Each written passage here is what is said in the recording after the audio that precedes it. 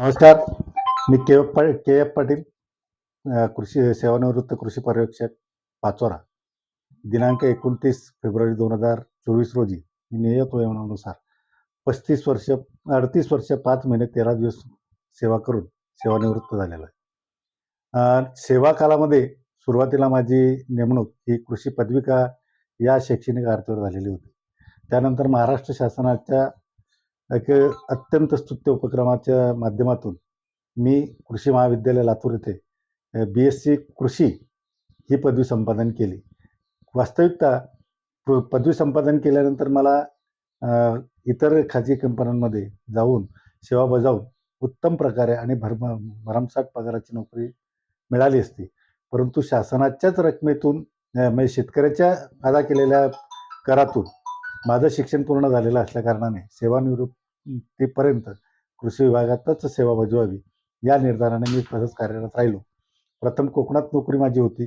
त्यानंतर मी 14 जुलै 1998 रोजी एक खिडकी योजनेमध्ये कोकण राजापूर जिल्हा रत्नागिरी येथून पाचोरा येथे कृषी सहाय्यक पदावर मी बदलून आलो. तेव्हापासून मी पाचोरा तालुक्यामध्ये माझी कृषी सेवा बजावलेली आहे.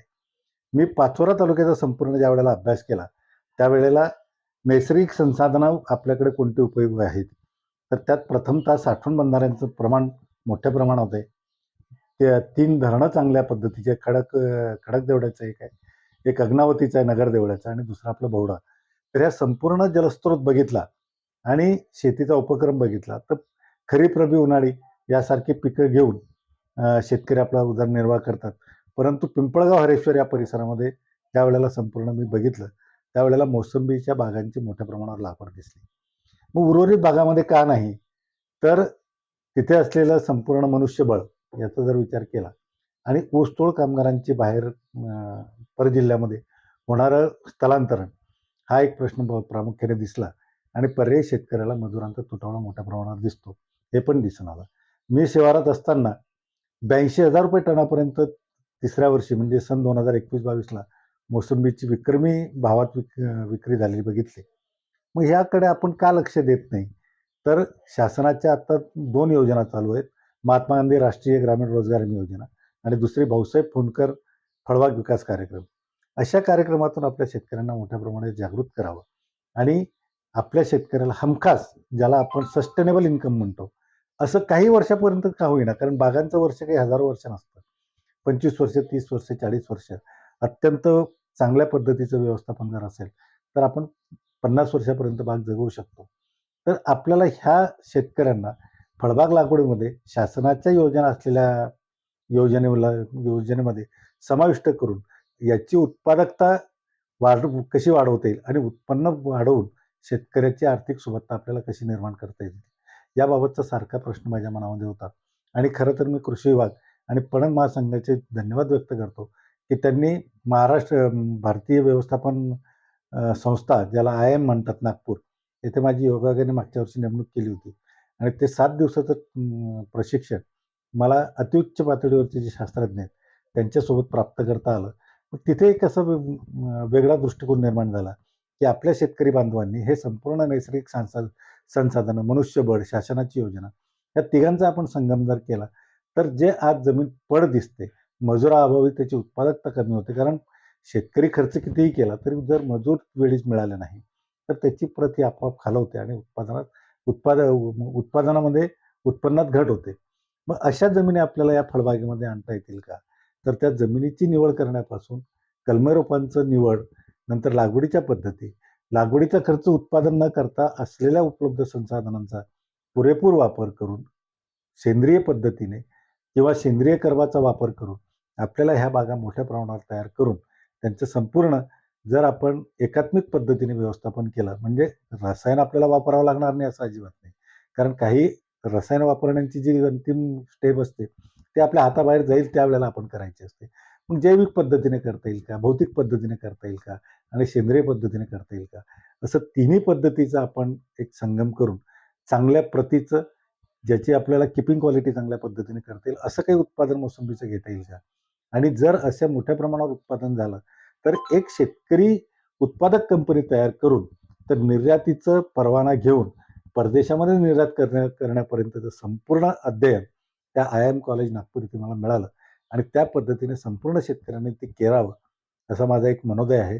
मी तर आता सेवानिवृत्त झालो, मग मी यामध्ये सहभाग का नोंदवावा? मला एक चांगलं माहिती आहे, की माझं सेवानिवृत्तीचं वेतन जे आहे, ते सुद्धा माझ्या शेतकरी बांधवांनी अदा केलेल्या किंवा प्रदान केलेल्या संपूर्ण करातूनच येणार आहे. मग मी ते घेणार आहे, हक्काने घेणार आहे. मग मी हक्काने सेवा शेतकऱ्याला का देऊ नये? अशी माझी एक मानसिकता तयार झाली.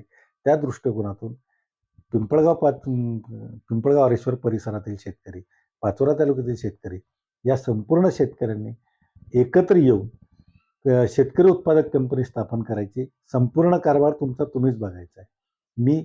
मला काही शासनाच्या योजना माहीत आहेत. काही शासकीय अधिकाऱ्यांची कार्यालयांची मला माहिती आहे.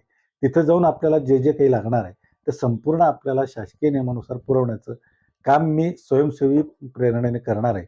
आणि असं जर आपली एक शेतकरी उत्पादक कंपनी स्थापन झाली आणि जिथे आपल्याला ₹1 मिळतो, त्या ठिकाणी जर आपल्याला ₹1.5 मिळाला किंवा जिथे आपल्याला ₹100 मिळतात, तिथे ₹150 जर मिळाले, तर यातून आपल्याला उत्पादकता जरी वाढवता नाही आली, तर प्रत चांगली वाढवता येईल आणि निर्यात करून आपल्याला जो बाहेर जाणारा पैसा आहे, तो थांबवता येईल.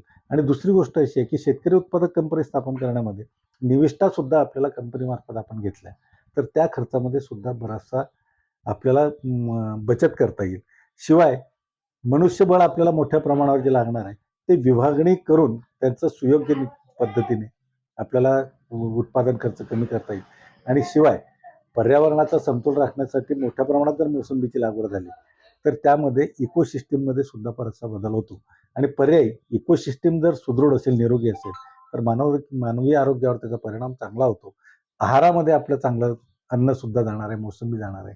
सोबत आपण काही पेरूची सुद्धा लागवड करू, सीताफळाची लागवड करू. सीताफळाची लागवड पिंपळगाव हरेश परिसरामध्ये खूप चांगली आहे. तिचा आपल्याला काही आपल्या तालुक्यामध्ये कोरडवाहू क्षेत्रामध्ये प्रसार करता येईल का? आणि हे संपूर्ण करत असताना जो माल आपला विक्री होणार नाही, अशा मालावर किंवा आपण ती मागणी पुरी करू शकणार नाही, मग तो माल राहील. तर मग त्या मालावर आपल्याला काही प्रक्रिया करून जे जाम, जेली, मार्मालेड हे तयार करता येईल का? कुल्फी तयार करता येईल का? जे आज आपण परराज्यातले लोक आपल्याकडे येऊन कुल्फीचा व्यवसाय करतात, तर आमच्याकडे त्याचा रोजगार निर्माण करून आमचा पैसा बाहेर जो जाणार आहे, तो थांबवता येईल का? या बाबतीत मला चांगल्या पद्धतीने आपल्या सहकार्याने काम करायचं आहे.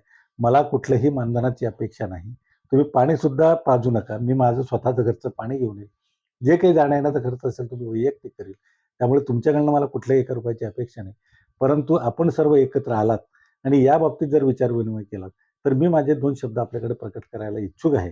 तरी संपूर्ण शेतकरी बांधवांना माझी विनंती आहे, की माझा जो नंबर आहे 90 28 41 2003 या नंबरवर जर संपर्क साधला, तर मी आपणाशी याच्याबद्दल बोलून आपण सर्व एक संघाने, एक दिलाने काम करूया. आणि राष्ट्र मोठं करायचं जर असेल, तर आपल्याला मोठं व्हावं लागेल. म्हणून आपल्यासोबत मीही काही हातभार लावतो का, या बाबतीत आपण निश्चित विचार-विनिमय करू आणि राष्ट्र निर्मितीसाठी जो काही आपला खारीचा वाटा, मुंगीचा वाटा आहे, तो अर्पण करू. एवढी एक नम्र विनंती करतो. धन्यवाद.